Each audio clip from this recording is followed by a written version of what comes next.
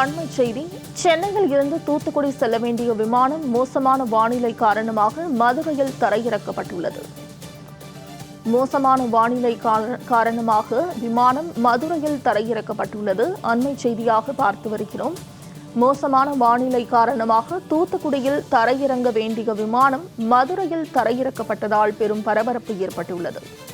மோசமான வானிலை காரணமாக தூத்துக்குடியில் தரையிறங்க வேண்டிய விமானம் மதுரையில் தரையிறக்கப்பட்டுள்ளது. இதனால் அங்கு பரபரப்பான சூழ்நிலை காணப்படுகிறது.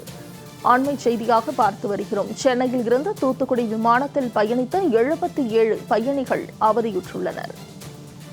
கூடுதல் விவரங்களை செய்தியாளர் சல்மான் வழங்க கேட்கலாம். சல்மான், முழு விவரங்கள் என்ன பதிவு செய்யலாம்? சென்னையிலிருந்து தூத்துக்குடி செல்லக்கூடிய இண்டிகோ விமானம் காலை 6 மணிக்கு புறப்பட்டு காலை 7:35 மணிக்காக தூத்துக்குடி விமான நிலையத்திற்கு சென்றடையும். இந்த நிலையில் இந்த இண்டிகோ விமானத்தில் வழக்கம் போல காலை 6:26 மணி அளவில் அந்த விமானமானது 77 பயணிகளுடன் சென்னையிலிருந்து புறப்பட்டு தூத்துக்குடி விமான நிலையம் சென்றடைந்தது.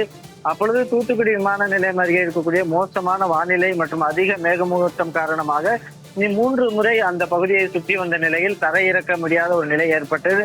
இதனை அடுத்தாக விமான நிலைய அதிகாரிகளுடைய அறிவுறுத்தலின்படியாக மீண்டும் அந்த விமானமானது மதுரை விமான நிலையத்திற்கு வந்தடைந்து தற்பொழுது மதுரை விமான நிலையத்தில் தரையிறக்கப்பட்டிருக்கிறது. தூத்துக்குடி விமான நிலையத்தில் அருகே இருக்கக்கூடிய மோசமான வானிலை காரணமாக 2-3 முறையாக அந்த பகுதியில் வட்டமடித்த நிலையில் மீண்டும் மதுரை விமான நிலையத்திற்கு வந்தடைந்து தற்பொழுது தரையிறக்கப்பட்டு அந்த 77 பயணிகளும் இறக்கிவிடப்பட்டிருக்கிறார்கள். இதனை அடுத்தாக அவர்கள் மாற்று விமானம் மூலமாக செல்வதற்கு தற்பொழுது ஏற்பாடு செய்யப்பட்ட நிலையில் அந்த விமானத்தில் அமைச்சர், பொதுப்பணித்துறை அமைச்சர் உள்ளிட்ட 77 பயணிகளும் தற்பொழுது அவர்கள் பத்திரமாக தரையிறக்கப்பட்டு இருக்கிறார்கள்.